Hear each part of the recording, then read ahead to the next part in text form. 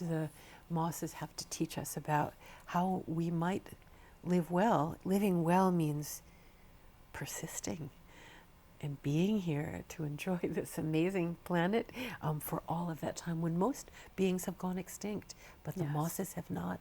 There's something that they got right. And you know what that is? To me, it's humility. It's simplicity. Those are the characteristics that will enable us to learn, I think, so that we could persist as well.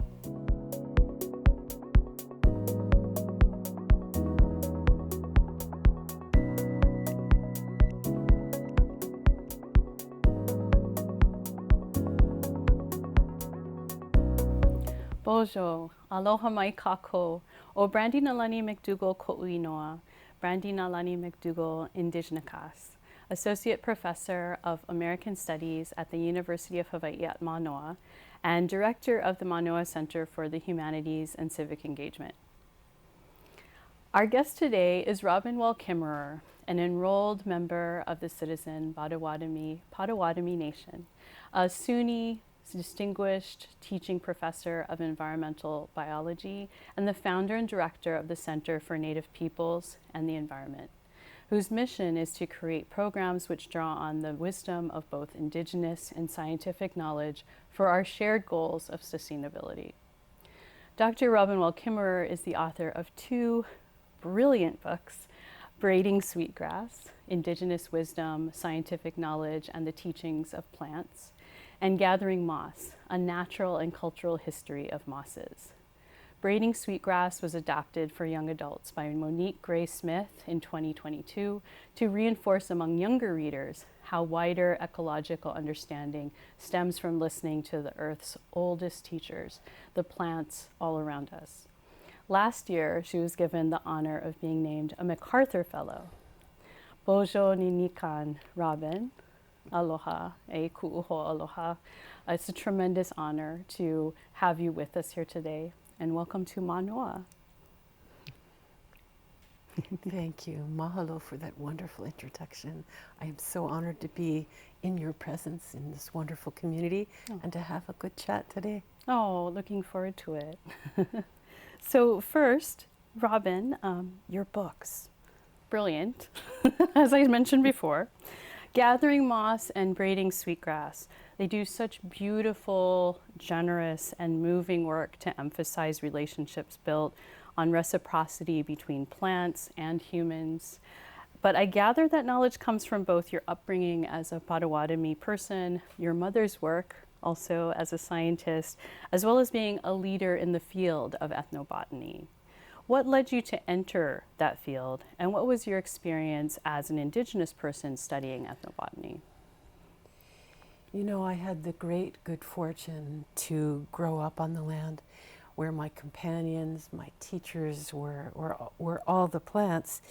And of course I wanted to know about their lives, but I also wanted to know about what they had to teach us, the gifts that they had for us. You know, growing up as a kid on the land, you want to know, can I eat that? What could I make with that? Some of them, they seem to offer themselves. And I wanted to understand those gifts. But beginning as a botanist, I didn't have the option of studying ethnobotany. It really wasn't a pathway available to me at that time. So I studied plant ecology, which was the study of relationships. And then when I was able to kind of bring together Indigenous ways of knowing and scientific ways of knowing, for me that's when the ethnobotanical approach just blossomed, because then I could think about the relationships between plants and people and what they had to teach us. Well, tell us about your scientific training in botany.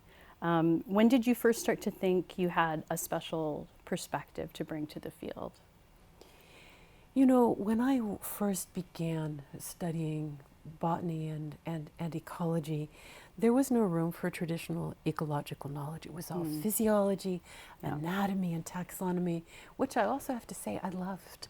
I wanted to know everything there was about plants, but at the same time, sort of that mechanistic way of thinking about plants, that plants were objects, that they were natural resources. I always knew, well, maybe to you that's who they are, but to me, they're teachers and relatives. And so it wasn't really until after I'd gotten my PhD in botany that I had the opportunities to try to say, well, what's been missing from my education? And where are the teachers who can help me bring that back together again? It's so important to have those kinds of folks that could bring you into that field in a new way.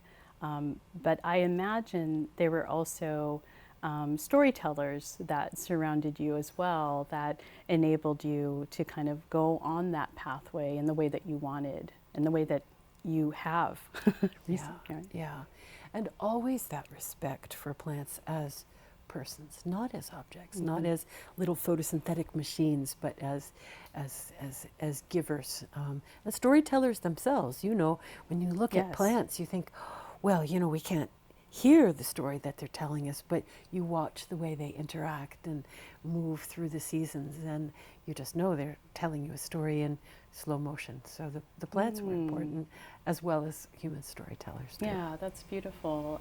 We need to just pay attention or try to decipher that language of plants, right? And be quiet enough, observant enough to hear it. Right. When you first started in the field, did you feel like there was a sense of openness to Indigenous knowledge? No. No, not at all. In fact, there was not only an openness to it, but it felt like that door was being fairly firmly shut. I think about my own experience as a young student, articulating what I wanted to know about relationships with plants and people, and thinking about plants as our relatives. And I remember being distinctly told, "Oh, that's not science." So it was an active discouragement. To incorporate Indigenous ways of knowing. And I remember that feeling so acutely of thinking, oh, my way of thinking is not welcome here. It's going to be replaced by another way. And so it's with such gratitude and, quite frankly, amazement that we are now in a time when Indigenous knowledge is increasingly valued and recognized for the brilliance that it contains. Yeah, and yes, and thank goodness that's happening. It feels as though it should have always been there, but now we especially need it. I think it's especially important. So what has your experience been then to emphasize Native science alongside Western science? There are several mentionings within Braiding Sweetgrass as well as in Gathering Moss. You make I felt, as I was reading it, an effort to emphasize Native science in particular. What does it mean to put those two words together? I think it's been revolutionary to some people, but also, what does it mean to emphasize Native science, perhaps within a space where Western science is often what is emphasized over all else?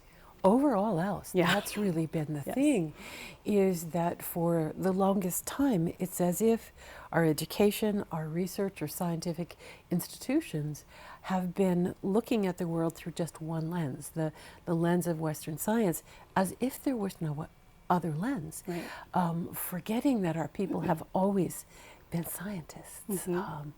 And it was really a complete erasure of our science and our ways of knowing that, you know, quite honestly, I feel very acutely because my grandfather was one of those kids who was taken to the boarding school to, you know, with the express intention of erasing his knowledge and way of knowing. And it's as if, again, there was just a monoculture of knowing. And this idea of two-eyed seeing, of saying there's many kinds of science, but Indigenous science and Western science, both being ways that we make sense of the world, that we make meaning, that we come to know our relatives, but with very different assumptions underlying each of them. And colonialism and the primacy of Western science is what I think of as not science, but scientism.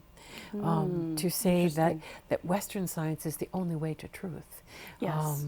Whereas, how did our people live so well in place since time immemorial using Indigenous science? And the fact that Indigenous science draws not only on, the natural world, observation, measurement, and the intellect, but that Indigenous science also incorporates spirit and story and emotion. It uses all of our ways to understand and make meaning in the world. And so to me, Indigenous science is bigger than Western science. But we use these two approaches, each in their right place. Right. Yes. And I think what your books do so beautifully and generously is kind of interweave both alongside each other to show that that holistic approach, to the world and seeing the world through both story, through history, as well as through science, in both an Indigenous perspective and also from a Western perspective. So, when did you first, I guess, realize, do you have a point in time that you can recall, as you were studying ecological science, as you were starting out? When did you first realize, I guess aside from when you were told not to incorporate any Indigenous stories or Indigenous knowledge of plants into your work, when did you first realize that there was this kind of uncomfortable disconnect, I guess, between native epistemologies and the Western perspective? Yeah. Brandy, thank you for asking that question, because it brings back to me a moment when I got a phone call out of the blue from a Native colleague who said, "You need to go to this gathering." And it was a gathering of all Indigenous plant knowledge holders. And we want you to be there. And I was told very plainly, we want you to sit in the back of the room, and you may not have a pencil, you may not record you, we just want you to come and listen. And I thought, wow, what a wonderful invitation, I want to do that. But it also came with this responsibility to listen in a certain way. Yeah. And because I had just finished my PhD in botany, now I'm supposed to have some kind of mastery of plant science. And what a humbling experience to sit and listen to peoples whose knowledge was so much deeper than mine, knowledge that you could kind of feel sort of the ripples of time that were in that knowledge, that they not only knew all about how the plant lived and its gifts and relationships, but they knew the creation stories for that plant. They knew the songs of those plants. And that for me was, this wonderful remembering, this sense of, oh, that's what I really want to know. I love photosynthesis, I do. But what I really want is that grounding in the personhood of plants and plant culture. And so that was a gift to me, and I don't honestly know where it came from, to be invited into this place of such generosity, of sharing, and humility in the best possible way. That sense of, oh, I have so much to learn, and I'm so eager to. Oh, well, it was meant to be, right? It was. I can see how it intervened to set your path in a different way. I was giggling a little bit when you said I love photosynthesis, because I recall reading a moment, I can't remember if it was in Braiding Sweetgrass or in Gathering Moss, or in both, where you share that you imagine yourself photosynthesizing You imagine yourself photosynthesizing and taking in sunlight and turning it in, to the magic and the chlorophyll, of the world. And I giggled as I read that because it was so beautiful how you put it. And yes, to imagine ourselves as plants being able to take that really important work on and be so connected, like without question in that way. Yes. Yeah. Yes. Beautiful moment in your work. That notion that plants just by being are doing the work of the world. That exchange of breath with between plants and animals, the creativity of photosynthesis. Yes. I have to say, being here in Hawaii and seeing all the different ways that plants have of being, it awakens that for me again, of all the ways that light has of rearranging itself into these amazing, amazing forms. It really is a great desire to be photosynthetic, but I'll just have to appreciate them from afar. Oh, mahalo. So in Braiding Sweetgrass, I wanted to ask you, there's a beautiful chapter in which you talk about the Onondaga's Thanksgiving address as both an invocation of gratitude as well as, quote, a material scientific inventory of the natural world. So it's both. I was really struck by how Mele Ko'i Honua of our people, which is translated as a genealogical chant, it's called the Kumulipo, functions similarly as a kind of scientific inventory, but also because it's a genealogical chant, it emphasizes our pilina, our relationships, as one coming from something else and being interconnected, kinship to all beings in our islands. And that deep and intimate sense of connection and gratitude is a profound part of Native science, right? So what might Western science learn from foregrounding or cultivating a similar sense of connection and gratitude, would you say? I think that gratitude is, in Western ways of thinking, is often relegated to just kind of politeness. We say thank you, but the real kind of gratitude that we're talking about is a gratitude in which you are profoundly connected to the giver of that gift, that you know that is a life that has been given on your behalf. And with that kind of gratitude, no one can be anonymous. And by no one, I mean not only our human relatives, but our more than human relatives as well.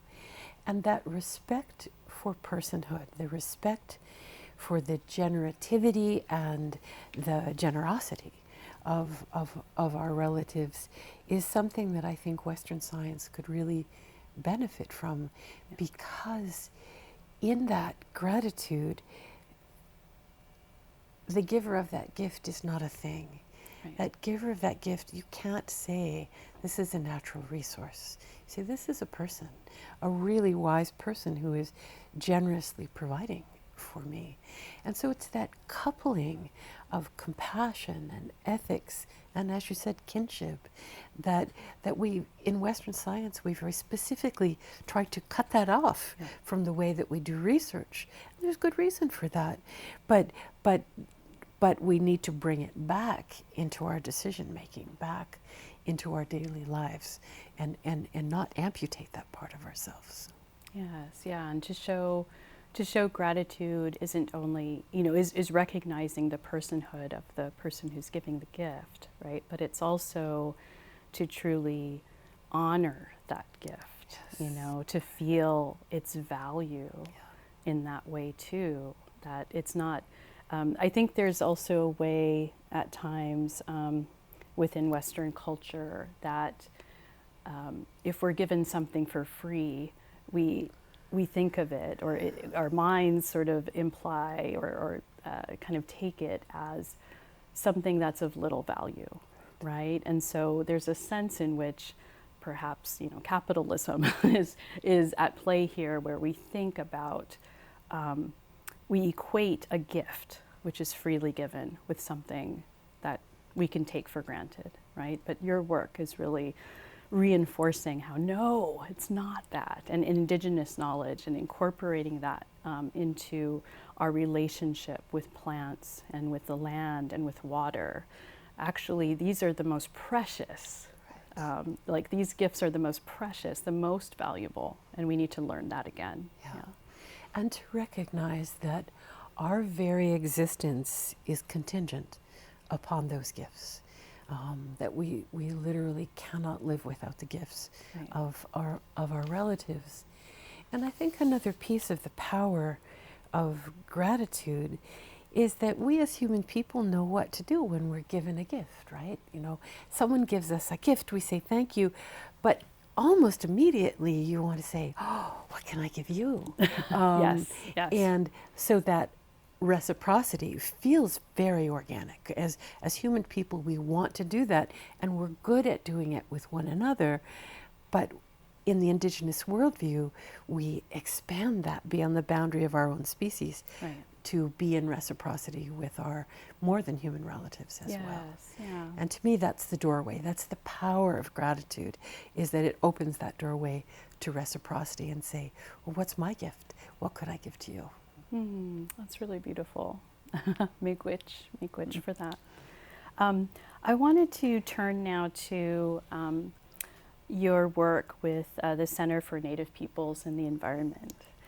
So you are a SUNY Distinguished Teaching Professor of Environmental Biology and the founder and director of the Center for Native Peoples and the Environment. How did you come to found the center and create its mission of weaving Indigenous and scientific knowledge towards sustainability? It really had its roots in place, in culture and place.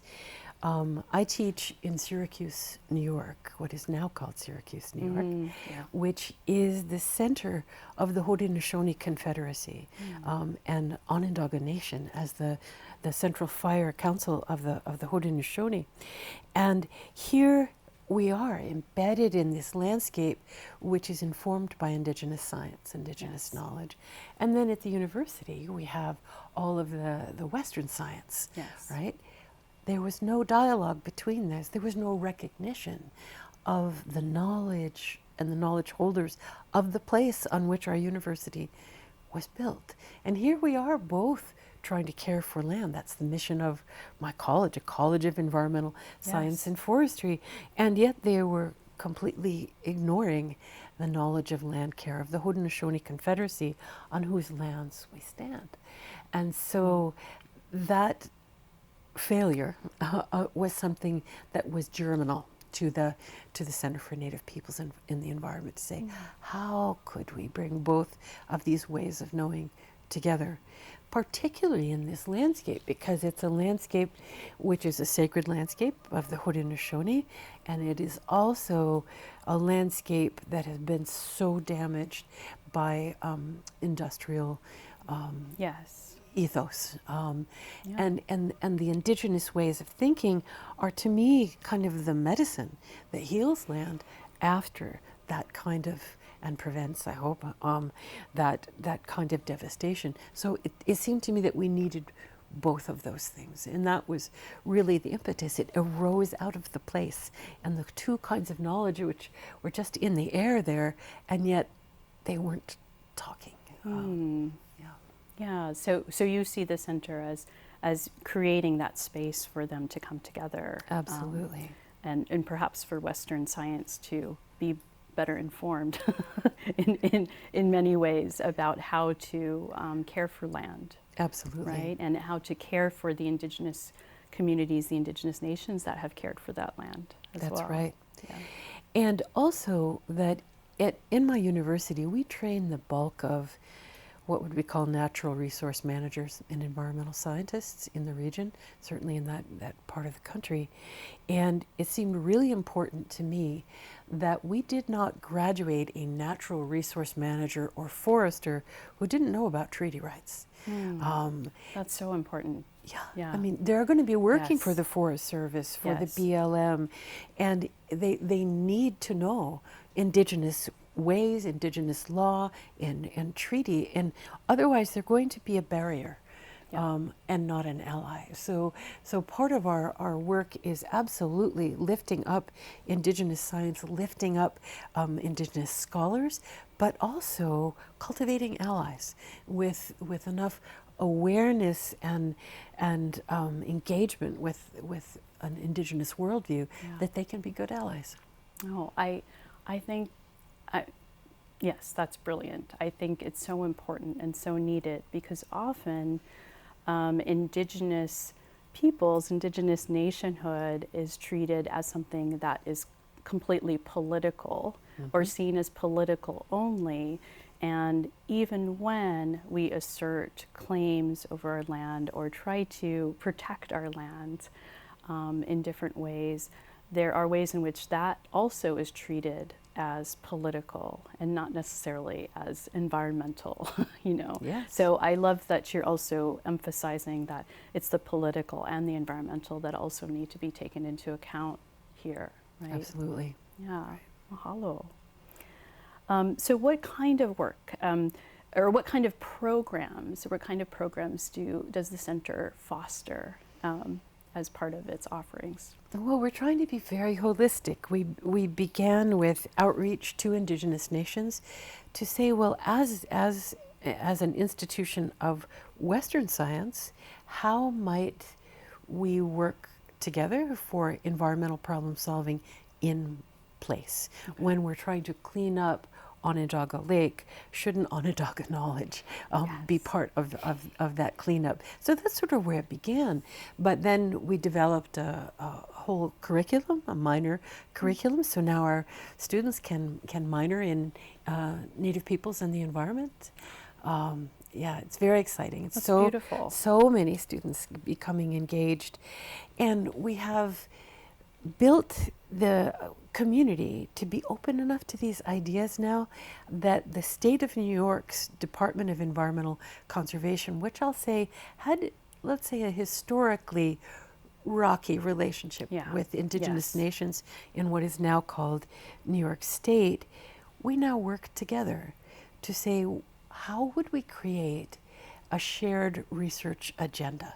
What are the questions that Indigenous nations have about land care, both within their territories and in the surrounding homelands? And how could the university serve Indigenous communities by creating a shared research agenda? And then our graduate students. We now have a wonderful, lively cohort of Indigenous scientists who are working on those very questions that arose not from the university, but arose from the communities of what are the things that we really want to know about. And in that way, it becomes Indigenous-led conservation science, not an add-on, but really centering Indigenous knowledge. So it's very exciting. As you were describing this, I was just, I was carried away with how beautiful it was. Oh, it just sounds amazing. And what so wonderful work. Unexpected when I think about the fact of where I began, where Indigenous knowledge was invisible, to a place now where a state government is saying, how could we work together to do this? It's huge. It is, and it culminated almost a year ago now with the opportunity for land back to Onondaga Nation, and our center is a partner in that, saying how can we use restoration, ecology, and conservation science and Indigenous knowledge and the priorities of our Haudenosaunee neighbors, imagining anew what that land could be like when we bring those two knowledges together. Yeah, so important. Would you mind sharing a little bit of that story for background for folks who aren't familiar with that land back story. It's such an inspirational one, and it really shows what can happen when people are able to come together, you know, and that when Indigenous nationhood is recognized as an important part of land and ecological restoration. Yeah. This particular piece of land, which is in the headwaters of Onondaga Creek, named, of course, for Onondaga Nation, this particular piece of land was identified in a Superfund settlement around Onondaga Lake, which is the sacred lake of the Haudenosaunee Confederacy. It's the place where the Great Law of Peace was brought to the people. It's the birthplace of democracy on Turtle Island. You know, it's such a sacred place, but it was buried, quite literally, under 30 feet of industrial waste. It is the embodiment of Western scientific worldview, industrial worldview in this case, literally burying the Indigenous worldview. Yeah. And on top of the most precious resource we have, on top of water and sacred water. Sacred water. Yeah. And so this piece of land, which is coming back to Onondaga, it's always been their homeland, is at the headwaters of that lake. And so it has tremendous cultural value as well as ecological value. But the partners involved were not talking to each other very well. They were talking across worldview. You know, one group of people thinking about, oh, well, these lands need to be for public recreation. And we wanted to say, let's look at that word recreation. Recreation. Yes. Oh, I love that. I love that turn. Yes. Yeah. Yes. How could we just flip that and help both government agencies and the industrial polluter and the whole political landscape, saying that what would it be if we could enact land justice in this place? It's a tiny, tiny piece of a remedy for ruining a sacred lake, but it's a beginning. It's a beginning.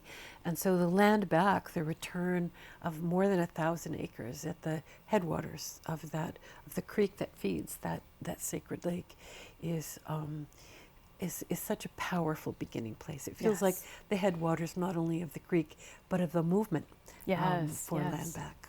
Yeah. Oh, it's so beautiful. And I love turning that issue of recreation, which is the right of recreation is often used in a way to claim Indigenous lands and also to devastate them to a certain extent by development, among other things, right?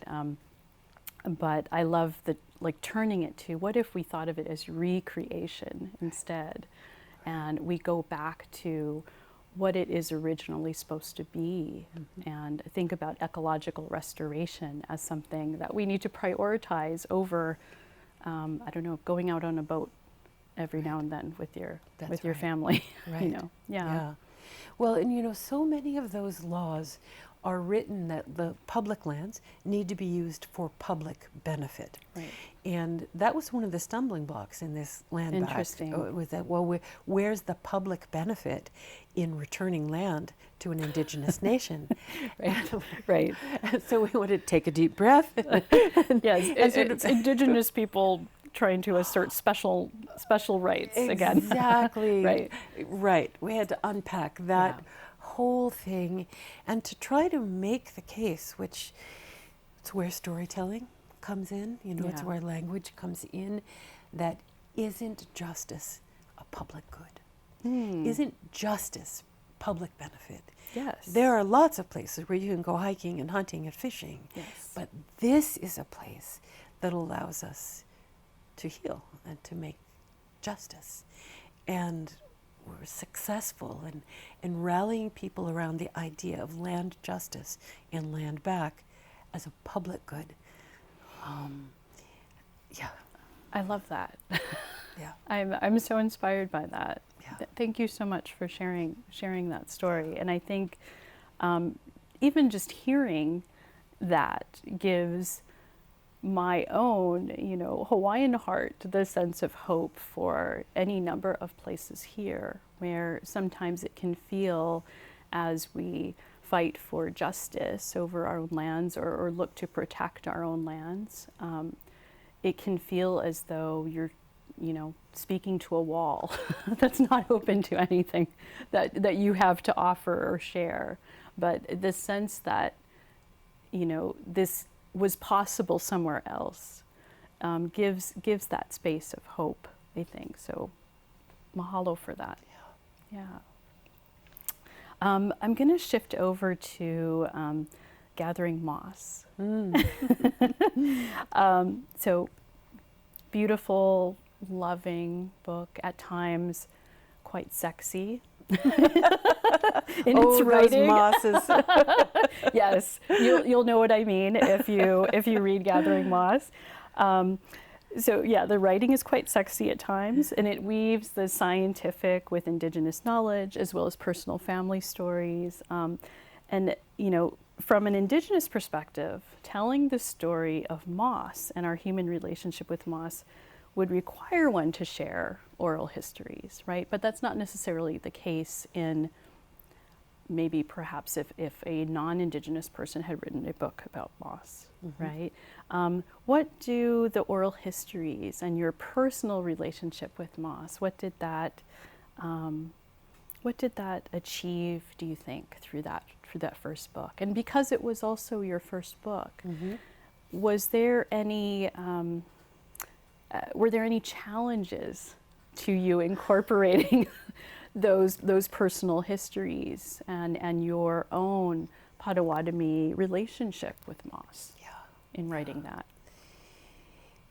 Writing Gathering Moss was for me really an act of liberation, of freeing myself from the technical, peer-reviewed kind of journal articles that are the currency of academic disciplines. And the strange thing is that I felt as if in reducing mosses to tables and figures and statistics, I wasn't telling the truth about them because I wasn't telling about what they taught me. And studying mosses is a real act of intimacy. It is literally years on my knees before them, and it felt profoundly disloyal and disrespectful to only talk about them so-called scientifically. And so I was really eager to use story as a way to illuminate them, because I'll tell you, I had a relative who, when I was working on Gathering Moss, she said, "You could write a whole book about moss?" Yes, you could.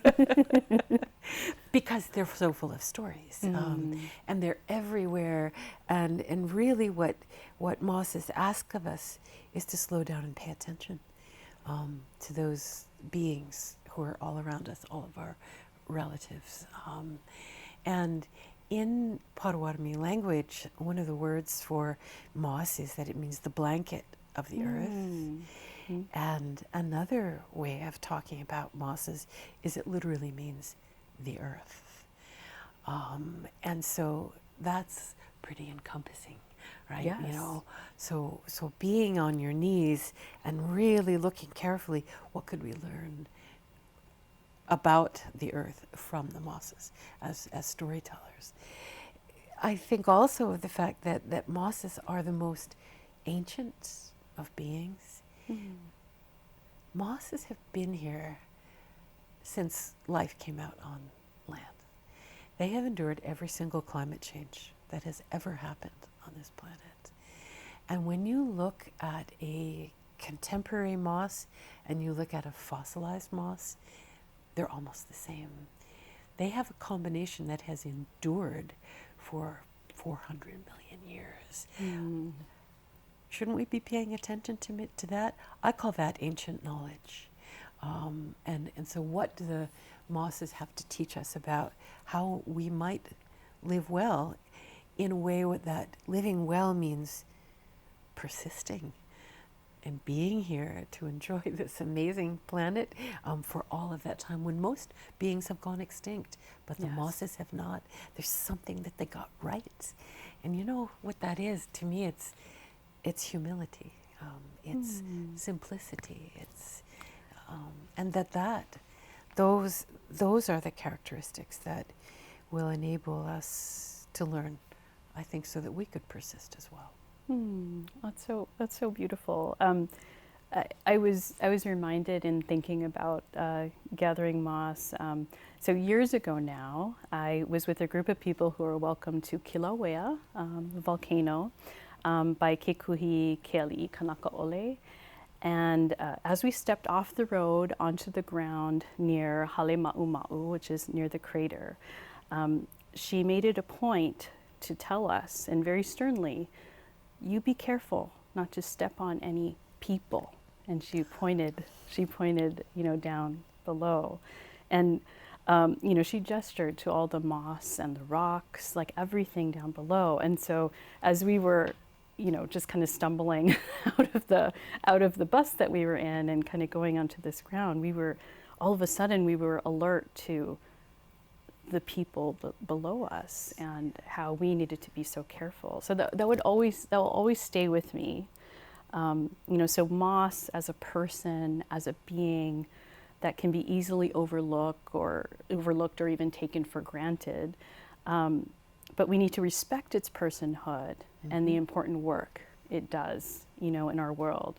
So you stress in that book that the fate of the human race is interwoven with that of mosses, right? Could you share how we are interwoven in that way with us, and how do mosses hold the world together? For such tiny beings, they do hold the world together. Mosses are the ones who help us start over, as you saw with the people on the rocks. They're the ones who begin again. They're the ones who have incredible resilience, creativity, and they never give up. They're always starting over. And our fates are intertwined in a world which is profoundly dynamic. We are always starting over, ecologically, culturally, sometimes personally. So what are the lessons of mosses that help us be resilient? And I think it has so much to do with, as you said, not taking the world for granted. When you think about that, mosses don't try to take over the world. They try to care for the world. Mosses are inevitably going to be replaced, but they're going to leave that place better than they found it. They're going to build soil. They're going to hold moisture. They pave the way for life, as they have done since the beginning of life on the planet. And, I think a lot about what does it mean to be a good ancestor? And mosses, I think, are wonderful teachers about that. They say build good soil, build a place for life to be. And that's what mosses are doing over and over again. And so I'm always humbled by the strength in their simplicity and their sense of, I guess I would want to call it enoughness. They have what they need and don't take more than they need. That's so beautiful. How you describe moss as humble beings, in the world too, and providing more in their lives than they take, right? Right. How can that be boiled down to dry statistics and tables? Right. Moss are so the opposite Right. of that dryness, right? And that's what leads me back to your question about, what were the hurdles of coming to write like that, and Yes. that liberation of not only using storytelling, but because I'd been always writing as a scientist, when I wanted to tell a story and I wanted to say, well, the mosses are teaching us this or that, or the mosses are thankful for rain, there there was a little editor on my shoulder saying, you can't say that. You can't say that without a data table. You can't say that without statistics. And so part of the liberation for me as a writer was to say, oh, yes, I can. I love that. There are truths that are way bigger than the statistics. Absolutely. When we use these two lenses. And that, to me, is some of the power of Indigenous ways of thinking, is that it's holistic. It isn't just a little narrow way of understanding. It's asking bigger questions, imagining bigger answers. Oh, I love that. Yeah. We all need to kind of just kick that little internalized academic critic Do you off have, of our do you have shoulders. them I too? do. I Yeah, definitely yeah, do. Right, yes. right. I feel like so many of us carry that little, like, horrible person around. And we do need to kind of get rid of them. Yeah. Yeah. Mahalo.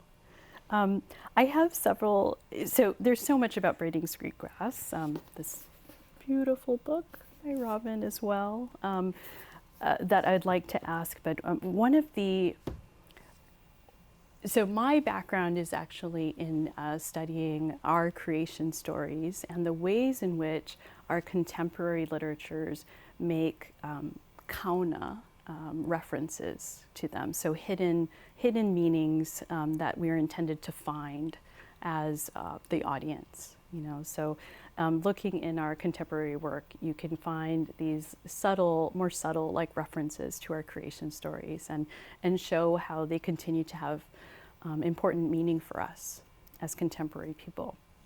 So I loved reading about Sky Woman and Anana Bojo in Braiding Sweetgrass. I've always been curious to ask you, and I've taught Sky Woman Falling a number of times. Also have taught the chapter Council of Pecans, as well as the Gift of Strawberries, and others. There's so many beautiful moments in Braiding Sweetgrass. But how did you come to imagine Sky Woman having this conversation with Eve? I don't know about you, but when I'm writing, I'm just sort of swept away by what it is that I want to share. But then maybe it's that little editor on my shoulder again saying, what is the audience going to think? Where are the blind spots for my reader? Yes. What might they not get? And so I began thinking that, while the Sky Woman story is so formative for me, the Adam and Eve story is formative for many of my readers, I imagined. Right. And so the serendipity that there's a woman and a tree and a woman in a tree. And the consequences of those two stories, I think, are being so profoundly different in the way that they're written on the landscape and that the way they're written in human societies. I wanted to just draw that, I'd wanted to draw attention to that without saying too much about it. What feels important to me in that comparison is to let the reader fill in the blanks about that other woman and that other tree and those people who didn't make the garden but in fact were exiled from the garden. Right. And as a storyteller, I like that invitational moment to that I'm not going to tell the reader. I'm just going to shine a little light on shine a big light on a story that they've never heard, probably, our creation story, and just a little light on their creation story so that then they can make those connections. Yeah, there's something so powerful when you're able to just present people with different sets of knowledge, different perspectives, and enable them to kind of put together their own meaning based on that. That's actually how kauna works as a practice, as a Hawaiian literary practice and rhetorical practice. It's to make mention of something by way of teaching, perhaps. It could also be a way to teach someone that maybe they've behaved badly or something like that, but without telling them directly. So you might tell a story by way of teaching a lesson through that story. And then you leave people with it to sit with it and think about how it has personal relevance to them. Yeah. And there's something really powerful about being the person that is able to make those connections. It becomes much more formidable as knowledge in your mind, right? Much more memorable than memorizing what someone has told you in a lecture, right? Right. Yeah. And to me, that's the power, the transformative power of story, is that moment of invitation, of in a way asking the listener to not to fill in their own meaning, but to hold both of these things together and see what emerges from them. And that, I think, is where the transformation happens, not by being told, Yes. but by finding it yourself. I'm so interested to learn about Kauna. Oh, I'll share more with you. Yeah. Yes. That makes such great sense to me, referencing, just referencing stories that one hopes are, running through your veins, Right. but you hadn't really thought about them in a contemporary context. Yeah. Yes. Yeah. I'm happy to share more with you. Mahalo.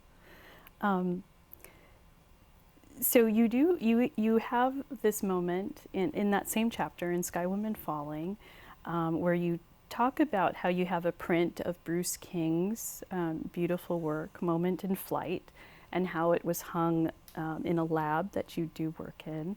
What does having that, or what did having that beautiful reminder do for you as a Potawatomi scientist? In part, it is the presence of that story as a reminder, that image of responsibility, I think, of knowing that there's the scientific story, and it's a story of how the earth was formed and came to be this fabulously biodiverse place, but it's a story without human agency. It's a story without emotion or responsibility, and the Sky Woman painting and the story that it represents, to me, is a reminder of the fact that knowledge is always coupled to responsibility. In that painting, I see the gift of life coming to Turtle Island and forming on Turtle Island, but also held within that is the responsibility for that knowledge. And Western science is so often knowledge for knowledge's sake, unencumbered by values and responsibility, but in that moment in flight, to me, it all comes together. It's gift, it's responsibility, it's knowledge, it's becoming. So it's very whole. And for me, it's a reminder of how I want to do science, how I want to teach. Well, and the story of Sky Woman, which is just so moving. I also love how you retold it so poetically and beautifully. What that story teaches is that whatever work Sky Woman needs to do, it can't happen without the cooperation of the natural world around her. So it's not. So if the lesson then is, how do we incorporate that into our daily lives? It's, and bringing it into discussion with scientific method, perhaps, right? It's thinking through what are the ways in which we can approach what is to be studied by not thinking in terms of it's a one-way transaction, but as a way in which we are working with the material to gain understanding and knowledge that we should receive, right? So it's a different perspective, perhaps, in the studying that takes place. Right? Absolutely, and again, grounded in reciprocity, not in the sort of one-way flow, the extractive notion of taking knowledge from the land, as well as all the other things that we take, right? But to co-creation. I think it's an invitation to co-creation, which is a really different framework for doing science. Absolutely, yeah. Miigwech for that. So I wanted to also ask about Nana Bojo, who dances into being or walks through the world, that Sky Woman dances into being, as you share, and then receives the original instructions, right? Which are always to think in terms of, far-reaching, of how to make sure that our world is always cared for, and it continues to flourish and do well, right? But part of what his work does, or part of what he does, is also names all of the beings in the world in this beautiful way. So how do you think we can walk like Nana Bojo in a similar way and view the natural world as relatives, and not just relatives, but older, wiser relatives that are there to teach us something? Yeah. Like how can humans achieve that kind of humility, or can that kind of humility be replicated amongst all humans, I guess, is the question I have. Yeah. Yeah. What a wonderful question. And part of his job in naming, how he came to those names, is he wasn't just handing out names like little name tags, you Right. know. he came to know those beings, and we're told that he was to understand what their gifts were, and that in knowing their gifts and coming to know them well enough, they would tell him what their names were. He wasn't giving them names, he was learning from them, knowing that the human person was the newcomer, and Right. that they were the ancient beings. And so when you ask what could contemporary people learn from that, is to pay close attention to those beings, to intelligences not our own. That's what Nana Bojo was doing, right? And in paying attention to their intelligences and coming to understand their names, there's a sense of relatedness, there's a sense of being held in the gifts of all of those beings. And to me, it is at root in the art of paying attention to other beings and respecting them, knowing that they're carrying their own gifts and their own knowledge, and that we're here to listen and to learn, not to think that we know everything already. And I find that a great comfort, to know that I don't have to know everything. All these other beings are here to teach me. My job is to learn how to listen and to learn. I think that's a beautiful way to think about it. Mahalo. I know you're also a student of Badwe Wa Mimwen, and what does knowing the indigenous plant name, how does that change the way that we might come to know a plant? I love learning the plant names, for the knowledge that's held in them, for a story that's held in them. Yes. I feel like it really connects me to my ancestors, because they, like Nana Bojo, were paying really close attention to that plant. I'm thinking now of it's red osier dogwood. It's a beautiful red willowy sort of plant, and its name in the language means seen red across the snow. Oh, that's beautiful. And it just brings me to a Nokmas, to a grandma on her snowshoes looking for the medicine. And against that white landscape, you see the red, and you know where that medicine is. It just knowing that meaning behind that beautiful red plant brings you into relationship, both with ancestors, with knowledge, and to the gifts of the plants as well. So the learning the names of the plants is, for me, deeply rewarding and deeply grounding. Yeah, and there's stories behind each indigenous name too, that you get let in on by doing that work. Yeah. So in closing, I wanted to just read a little bit of your beautiful book, if that's okay.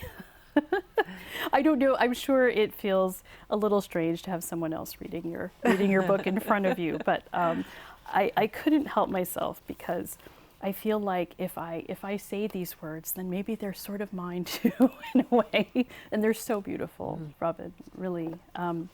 So you say, I'm just going to read the last paragraph in the epilogue, Returning the Gift. The moral covenant of reciprocity calls us to honor our responsibilities for all we have been given, for all that we have taken. It's our turn now, long overdue. Let us hold a giveaway for Mother Earth, spread our blankets out for her, and pile them high with gifts of our own making. Imagine the books, the paintings, the poems, the clever machines, the compassionate acts, the transcendent ideas, the perfect tools, the fierce defense of all that has been given. Gifts of mind, hands, heart, voice, and vision, all offered up on behalf of the earth. Whatever our gift, we are called to give it and to dance for the renewal of the world. In return, for the privilege of breath. I felt like I went to tears as I read that. It was so beautiful. Miigwech, mahalo, Robin, for joining us today. Miigwech for your work, for your energy, for your message of hope for us humans to deeply reconnect with and love our lands and waters, and for your brilliant and insightful and poetic story making and storytelling. I also want to mahalo the Manoa Center for the Humanities and Civic Engagement, which is a new initiative of the College of Arts, Letters, and Languages, as well as the Better Tomorrow Speaker Series, which is a joint venture of UH, Hawaii Community Foundation, and the Kamehameha Schools. We're speaking to you from the CSS Digital Studio, and we look forward to seeing you again soon. Mahalo a piha, everyone. Miigwech, Robin, and aloha pumehana.